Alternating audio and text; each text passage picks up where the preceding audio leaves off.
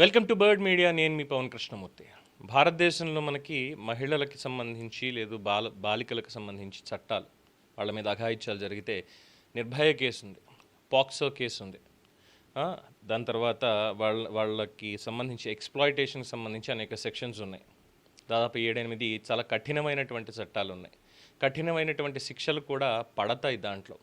ఆంధ్రప్రదేశ్లో అయితే స్పెసిఫిక్గా చెప్పాలంటే విపక్షాల మాటల్లో, వాళ్ళ మాటల్లో వాటర్ ఎన్కౌంటర్లు నడుస్తున్నాయి. అంటే పోలీసులు ఎవరు వెళ్ళక్కర్లేదు, ఎవరేం చేయక్కర్లేదు, వాళ్ళే ఏదో ఒకటి చేసి పారిపోతారు, పొద్దున్నకి 7లా వాళ్ళే తేలుతారు. అంటే we can't say it instant justice, but actually yes, అది వాళ్ళకి వాళ్ళే విధించుకుంటున్నటువంటి శిక్షల కింద భావించాలి. అయితే భారతదేశంలో ఇన్ని చట్టాలున్నా ఏం చేస్తున్నా, అది ఏ మతమైనా, ఏ కులమైనా, ఏ వర్గమైనా, ఏ ప్రాంతమైనా మహిళల మీద, బాలికల మీద అఘాయిత్యాలు ఆగడం లేదు. మరి వారికి ఆ భావజాలం ఎలా పుట్టిస్తున్నారో, ఎలా వస్తోందో అనేదానికి ఒకవైపు తల్లిదండ్రుల సంరక్షణ సరిగ్గా లేక అని కొందరు, చెడు సావాసాలు అని కొందరు, సరైనటువంటి చదువు లేదు అనేటువంటి దాని మీద కొందరు, మితిమీరిన టెక్నాలజీ వాడకం, విచ్చలవిడితనం, అలాగే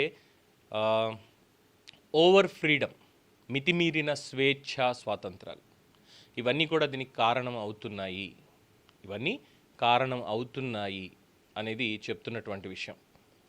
మన మహారాష్ట్ర అమరావతిలో ఏం జరిగిందనే చెప్పుకున్నాం. దాదాపు 180 మంది బాలికలు, మైనర్లు, వీళ్ళందరి మీద కూడా అఘాయిత్యం చేసి, అంటే ఒక ఇన్ఫ్లుయెన్సర్ అనేటువంటి పేరుతో సోషల్ మీడియాలో స్టంట్లు చేయడం, వాళ్ళని లోబర్చుకోవడం, వాళ్ళ వీడియోలు తీయడం, దాదాపు 350కి పైగా వీడియోలు తీసి ఎక్స్‌ప్లాయిటేషన్‌కి గురి చేశాడు అనేది మన మహారాష్ట్ర అమరావతిలో చూసాం.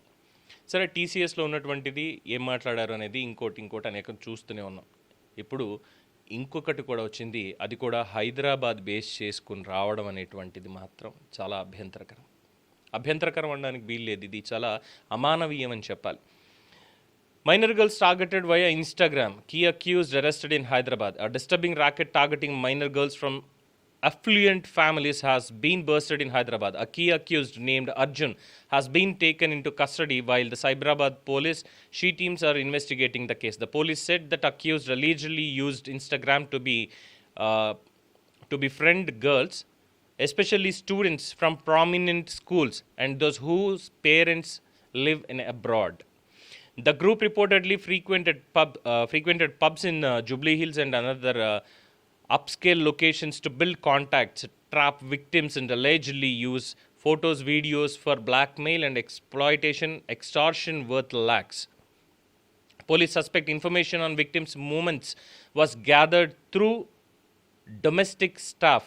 Police also said that case is a major warning about social media-enabled exploitation targeting minors. Hyderabad cyber crime వాళ్ళు బయటపెట్టినటువంటి ఇంకొక సంఘటన అయితే, అర్జున్ అనేటువంటి ఒక కీచకుడిని అరెస్ట్ చేశారు. మైనర్లే టార్గెట్. దట్టు ఎవరో తెలుసా? ఎవరైతే ఇక్కడ చదువుకుంటూ ఉంటారో, ఎవరి తల్లిదండ్రులు అయితే విదేశాల్లో స్థిరపడి ఉంటారో, అక్కడ ఉద్యోగానికి వెళ్ళి ఉంటారో, వాళ్ళే ఇక్కడ స్పెసిఫిక్గా టార్గెట్. వీళ్ళందరినీ సోషల్ మీడియాలో వీడు చేసేటువంటి స్టంట్లు వీటితోటి ఇన్ఫ్లుయెన్స్ చేసి, వాళ్ళతో ఫ్రెండ్షిప్ పెంచుకొని, వాళ్ళని పబ్స్కి, క్లబ్స్కి తీసుకెళ్తూ, that Jubilee hills area, elite area, అక్కడే. ఆ తర్వాత జరిగేటువంటి సంఘటన నా నోటితో నేను చెప్పలేను.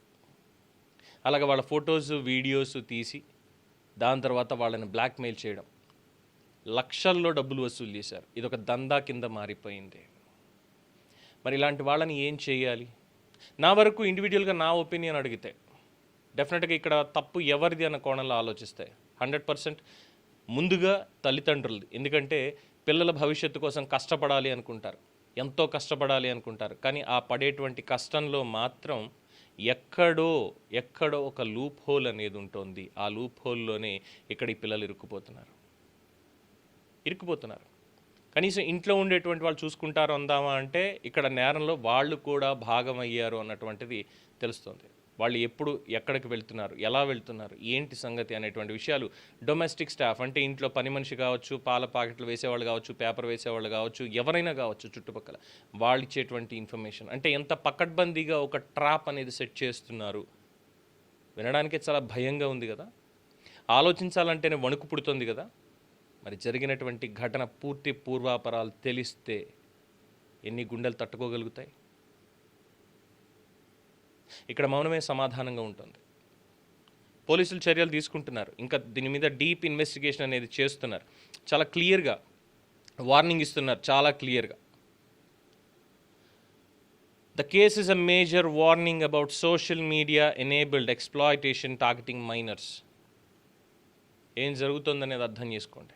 ఏమీ తెలియనటువంటి పసి వయసు, అంటే 19 ఏళ్ల లోపే, 19 ఏళ్ళు దాటితేనే మేజర్ అనేటువంటిది వస్తుంది, 18 దాటితే 18 ఏళ్ల లోపే.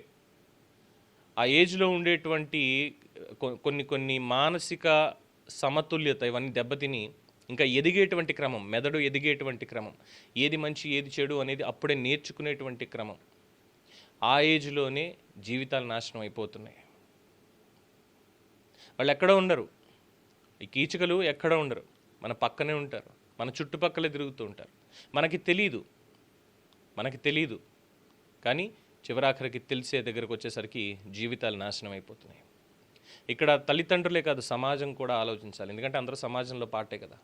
చెప్తామండి, ఎన్నైనా చెప్తాం, కూర్చొని చెప్తున్నారు కదా ఏసీ గదులు, అంతకుమించి మీరేం చేస్తారంటారు. ఎన్నిసార్లు చెప్తున్నా సరే, పోలీసులు పట్టుకుంటున్నా సరే, ఇంకా ఇలాంటివి జరుగుతున్నాయి ఇది అంటే దాన్ని ఎవరి తప్పదం కింద భావించాలి. నిన్న సినీ నటుడు హర్షవర్ధన్ గారిది ఒక వీడియో చూసా. అంటే దీనికి అప్రస్తుతమైన ఎందుకో ఆ పాయింట్ దీనికి రిలవెంట్ అని నాకు అనిపించింది కాబట్టి అది మీ ముందుకు తీసుకొస్తున్నా.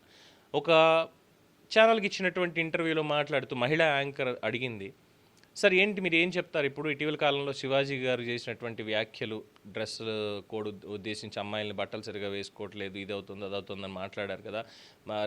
దాన్ని చాలామంది తప్పడుతున్నారు. చిన్మయ్య లాంటి వాళ్ళు, అనసూయ లాంటి వాళ్ళు కూడా ఏకంగా శివాజీ అనేటువంటి రాక్షసుడు అనేటువంటిది మాట్లాడేస్తున్నారు కదా. మరి దీని మీద మీ కోణం ఏంటి అంటే ఆయన చెప్పినటువంటి అత్యద్భుతమైనటువంటి సమాధానం, దొంగలు రాకుండా నా ఇంటికి నేను తాళం వేసుకుంటాను.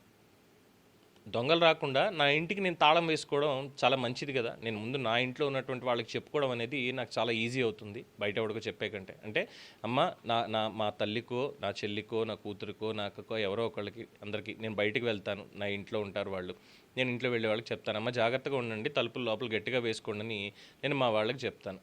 అది నాకు ఈజీ అవుతుంది. 1కి 2 సార్లు కాదు, 10 సార్లు చెప్తాను అవసరం అయితే. కానీ బయటకు వచ్చి ఎవరైతే దొంగల్లారా దయచేసి నా ఇంటి వైపు చూడకండిరా అని చెప్పి నేను దొంగలకు చెప్పలేను కదా, వాళ్ళని మార్చలేను కదా. ఇది ఆయన చెప్పినటువంటి సమాధానం. అంటే సమాజంలో రోడ్డు మీద తిరిగేటువంటి వాళ్ళకి మనం ఏం చెప్పినా ఎన్ని చెప్పినా బూడిదలో పోసిన పన్నీరే, దున్నపోతు మీద వానబడినట్టే. అదే ఇంట్లో ఉన్నటువంటి వాళ్ళకి నయాన్నో భయాన్నో. ఎందుకంటే ఒకప్పుడు అవే చూసాం కదా మనం. మితిమీరిన స్వాతంత్రం అంటే ఏది పడితే అది ఇచ్చేసేయడం, ఏం చేస్తున్నా పట్టించుకోకపోవడం, ఇది కానే కాదు. డబ్బు సంపాదన ఒక్కటే కాదు, మనం ఏం చేస్తున్నాం, ఎలా ఉంటున్నాం, ఏం చెప్తున్నాం వాళ్ళకి అనేటువంటిదే ఇక్కడ ప్రధానంగా వచ్చేటువంటిది. ఇది అబ్సల్యూట్లీ తల్లిదండ్రులు ముందు ఆలోచించాలి, తల్లిదండ్రులే చెప్పాలి. వాళ్ళకి ఒక గ్యాడ్జెట్ వాళ్ళకి ఇస్తున్నాము అంటే దానికి దేనికి యూజ్ చేస్తున్నారు, పేరెంటల్ కంట్రోల్ అనేది దాని మీద లేకుండా పోతుంది. ఇటీవల కాలంలో ఈ టెక్నాలజీ ఇంకా వచ్చిన తర్వాత సరికొత్త దారులు తొక్కుతున్నారు, అనేక అప్లికేషన్స్ యూజ్ చేస్తున్నారు, కొత్త యాప్స్ పుట్టిస్తున్నారు. దాని ద్వారా ఏమవుతుందంటే పోలీసులకు కూడా ఇన్ఫర్మేషన్ వెళ్ళడానికి లేకుండా పోతుంది. ఒక్కొక్క చోట ఏదో ఒక సంఘటన బయటపడిన తర్వాత తప్ప డ్యామేజ్ ఇంత జరిగిందా అన్నటువంటి తెలియట్లేదు. అక్కడ కూడా ఏదో ఒక చిన్న లూప్ హోల్లో పొరపాటున బయటపడిపోతున్నాయి. బయట పడనటువంటి స్కామ్స్ ఇన్నున్నాయి ఇలాంటివి. ఏది తీసుకున్నా ఒకటి జరిగింది, 2 జరిగింది కాదు, ఒక కేసు 2 కేసులు కాదు. మహారాష్ట్రలో చూస్తే, అక్కడ అమరావతిలో చూస్తే 180 మందికి సంబంధించి, ఇక్కడ చూస్తే ఇక్కడ ఎంతమంది అనేది ఇంకా లెక్క కూడా తెలియట్లేదు వాళ్ళకి, ఎంతమందిని ట్రాప్ చేశారు అనేటువంటిది. కంప్లీట్గా మైనర్లనే టార్గెట్ చేశారు అనేటువంటిది మాత్రం తెలుస్తుంది. ఇంకా డీటెయిల్స్ బయట పెట్టలేదు, పూర్తిగా ఇన్వెస్టిగేషన్ జరుగుతుంది చాలా తరోగా. సైబర్ క్రైమ్ వాళ్ళు, అలాగే షీ టీమ్స్ వీళ్ళందరూ కూడా చాలా ప్రతిష్టాత్మకంగా తీసుకున్నారు. అసలు ఏం జరుగుతోంది, వీడు ఒక్కడే ఉన్నాడా, వీడితో పాటు ఇంకా గ్యాంగ్ ఉంది, ఎవరెవరు వీళ్ళకి సహకరించారు అనేటువంటిది.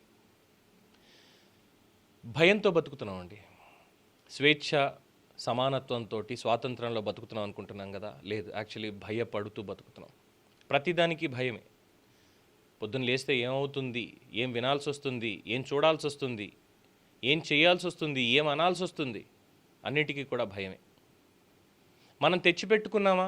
మేబీ కొన్ని మనం తెచ్చిపెట్టుకున్నవి కావచ్చు, కొన్ని మనకి అవసరం లేకపోయినా మన మీద పడేటువంటివి అవ్వచ్చు. మరి ఎలా? 75 సంవత్సరాల స్వతంత్ర భారతదేశంలో ఇంకా మనం బానిసలుగానే, స్వతంత్రం లేకుండానే భయం గుప్పిట్లోనే మనం బ్రతుకుతున్నాం. ఇలాంటి భయం మనకు అవసరమా? ఈ భయం మనకు అవసరం లేదు అనుకుంటే మారాల్సింది సమాజం కాదు, మారాల్సింది ముందు మనం. మన ఇంట్లో మార్పు రావాలి. మన ఇంట్లో మార్పు వచ్చిందంటే ఆటోమేటిక్గా సమాజం కూడా మారుతుంది. దయచేసి పెద్దలు, విజ్ఞులు దీని మీద ఆలోచించాలి. అలాగే స్కూళ్ళలో ఉపాధ్యాయునులు కానీ ఎవరైనా సరే దీని మీద ఒక దృష్టి పెట్టాలి. మేధావుల ఫోరం వాళ్ళు రాజకీయ పక్షాలు ఏం కొట్టుకుని వస్తున్నాయో ఏంటో అనేది పక్కన పెట్టేసి దీనికి ఎలాంటి మెకానిజంని మనం ఏర్పాటు చేస్తే అట్లీస్ట్ ఈ క్షణం నుంచైనా ఇటువంటి అట్రాసిటీస్ అనేవి ఆగిపోతాయి. ఇటువంటి వాటికి సమాజంలో స్థానం లేదు. ఇటువంటి వాటికి ఎలాంటి కఠిన శిక్షలు ఉండాలి. మతిస్థిమితం పోయింది అనడానికి కూడా లేదు. కాస్త ఆ సైకోయిజం అనేటువంటిది మెదడుకెక్కించుకున్నటువంటి వాళ్ళ నుంచి సమాజాన్ని ఎలా కాపాడాలి అనే దాని మీద గంటల కొద్దీ లెక్చర్లు మాత్రమే కాదు, ఎటువంటి యాక్షన్స్ తీసుకోవాలి అనేటువంటిది కూడా అది నిలదీసి అవసరమైతే భారత సర్వోన్నత న్యాయస్థానాన్ని, భారత రాష్ట్రపతిని, భారత ప్రధానమంత్రిని అందరినీ నిలదీసి మీరు ఇది చేస్తారా చెయ్యరా అని నిలదీసేలాగా ఈ మంచి కార్యక్రమం అనేది ఉండాలి. దీని మీద తగిన ఆలోచన చేస్తారు మేధావి వర్గం అనేది కోరుకుంటున్నాం. ఇది ఈ కేసుకు సంబంధించినటువంటి ఒక అప్డేట్. మరిన్ని అప్డేట్స్ పోలీసులు బయట పెట్టిన తర్వాత అప్పుడు మళ్ళీ ఒకసారి మాట్లాడుకుందాం. మీ అభిప్రాయాన్ని తెలియచేయండి. చూస్తూనే ఉండండి ది బర్డ్ మీడియా.